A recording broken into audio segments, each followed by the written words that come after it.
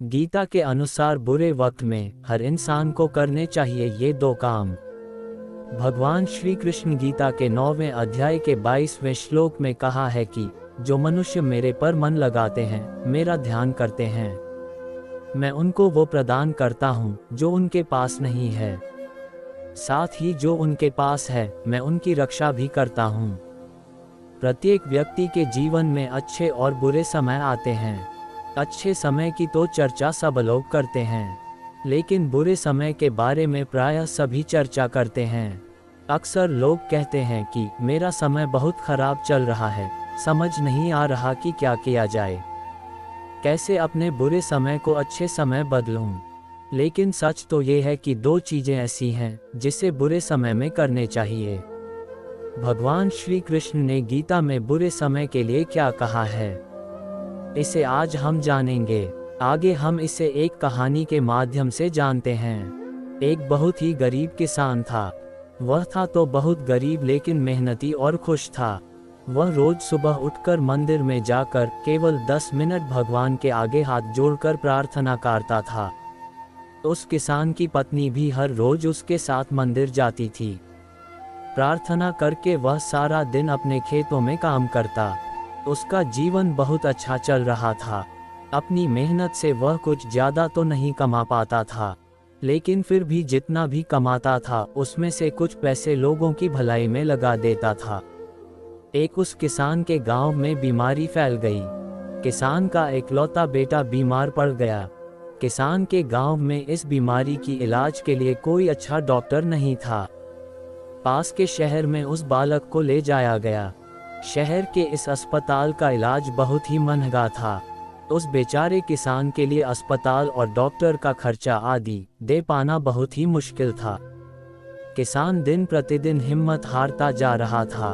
एक दिन अस्पताल में बैठे बैठे वह इतना हताश हो गया कि वो जोर जोर से रोने लगा।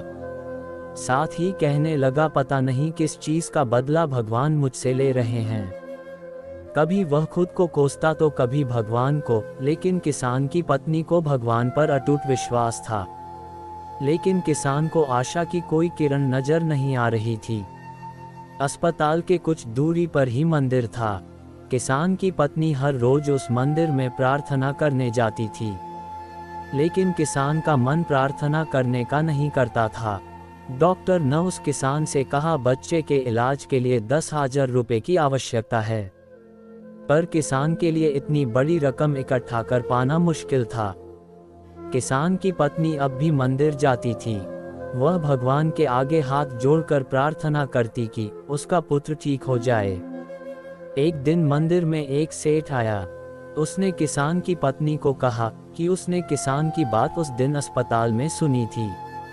सेठ को बातों ही बातों में पता चला कि किसान को 10,000 रुपये की जरूरत है।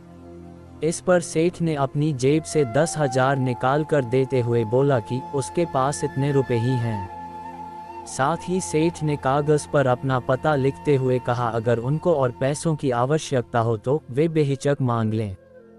महिला ने उत्तर दिया, इस कागज की कोई आवश्यकता नहीं है। वो जानती है कि ये पैसे उसको किसने भेजवाए हैं। जिसने उससे ये पैसे दिए हैं वह परमात्मा उसका हमेशा ख्याल रखेंगे। इसे कहते हैं अटूट विश्वास। ये सबसे जरूरी चीज़ है जिसे हम अक्सर खो देते हैं। भगवान श्री कृष्ण गीता के 9वें अध्याय के 22वें श्लोक में कहा है कि जो मनुष्य मेरे पर मन लगाते हैं, मेरा ध्यान करते हैं, मैं उनको वो प्रदान करता हूँ जो उनके पास नहीं है। साथ ही जो उनके पास है, मैं उनकी रक्षा भी करता हूँ।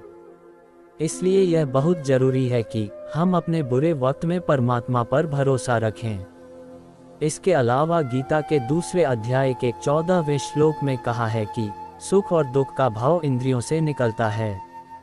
ये मौसम के समान है, यानी ये सुख और दुख दोनों ही हमेशा नहीं रहेंगे। इसलिए हमें सुख और दुख का समान भाव से सामना करना चाहिए।